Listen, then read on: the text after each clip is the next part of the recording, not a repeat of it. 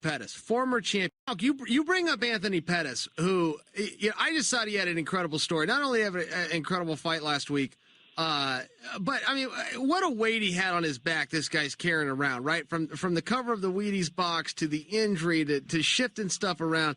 He bursts on the scene at 145. At 145, we've got one talk: Jose Aldo versus Conor McGregor. Well, what a difference a day makes, because all of a sudden, now you've got a player named Anthony Pettis, former champion. He and Jose have a history that dates back over 2 years where people have been wanting to see this fight, including the two of them. I don't think it's likely that Conor goes back, but all of a sudden it becomes less important for the division as he does, because now you got Anthony Pettis. So am I the only one that's picked up on the fact that these guys are on a collision course, or has your phone rang on this? I mean, certainly people know that fight's happening. The reason why I think I'm the best in this business is because my phone didn't have to ring. I made other people's phones ring. You know, as soon as he won that fight, Sean Shelby came over to me. He says, "Dude, my phone is off the hook." And I said, "Dude, I can imagine." I said, and I started texting Dana. I started texting. I told Sean right then and there, we want the big fight. We want that big fight. We want Jose Aldo. We want Conor McGregor. We want those fights.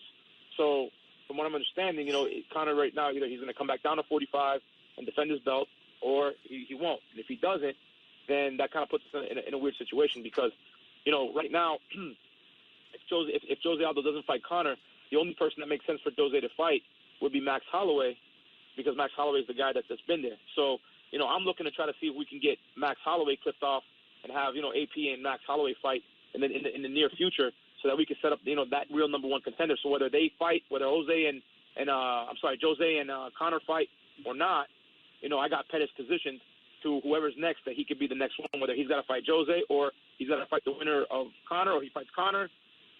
You understand what I'm saying? Like, in other words, those two guys have to, Conor and Jose got to fight, but if they don't fight and Jose's sitting there, I want to be in position for us to have the next fight to fight Jose. So right now, what I'm really pushing for is that Max Holloway fight, to get that number one contender spot solidified for Pettis, and then he goes in, he beats Holloway. I don't see whatever happens then at that point after the fact, Pettis has got to be the number one contender to fight Jose, in my opinion.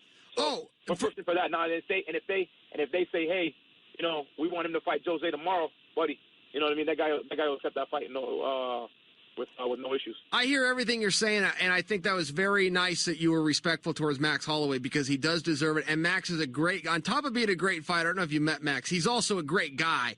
He does have one thing against him, and it's just simple politics. Look, to go on the top of the bill with Jose Aldo, who was 10 years undefeated, 11 years if you take that 13 seconds out, I mean, you need a big name. Just in fairness, that's one thing Max has against him, and that leaves you with one guy, and that is Anthony Pettis. I'm not sure they don't skip right to it, Malk. I personally don't think Conor's going back. I'm with you. Listen, I'm with you. Again, you got to just understand. For right now, I'm on a podcast. This is all vocal.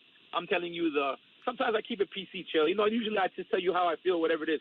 No disrespect to Max Holloway. I think Max Holloway is a terrific person. I think he's a terrific fighter. I think Max Holloway will absolutely get his chance as well. But if you're really sitting here talking about selling tickets and making big fights, then the UFC has right now an awesome opportunity to do one of three things, which is Conor versus Jose, Conor versus Pettis, Pettis versus Jose.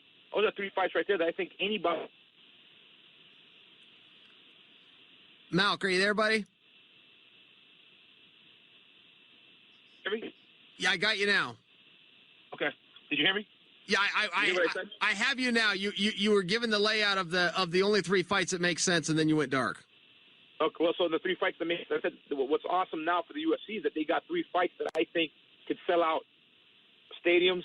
When I say stadiums, I mean like the arenas that they use, and people would tune in and buy pay-per-view to watch. And that's Jose versus Conor, the rematch to unify the belt. And then you've got Conor versus Pettis, Jose versus Pettis. I think those are three fights right there that at any point in time in any arena in the world, at any date, you're going to get people to tune in and watch those fights. I think Pettis brings something to the table. I mean, I don't know if you watched that first round with Oliveira. This was Pettis' first weight cut. We obviously got to get him more used to this weight and his cardio, at this weight and all that. But did you see that first round against Oliveira? Oh, yeah, I watched the whole fight. Round. I mean, he dominated it from the beginning to the end of that first round bell.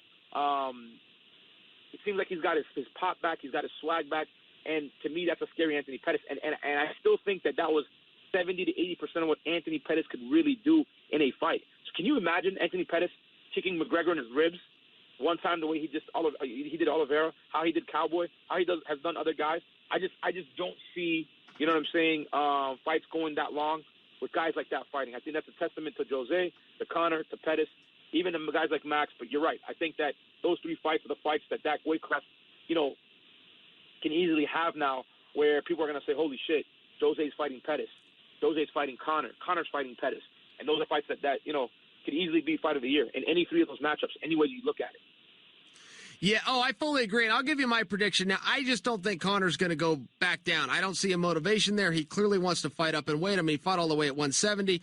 They're going to throw him right into a title shot at 155 if he chooses to go there. I just think that's the move that he makes. He already beat – I'm putting myself in Conor's shoes. I'm going, well, look, I already beat this guy. I'm already the champion down there. I hate the weight cut. The money's no different. Let's just move up.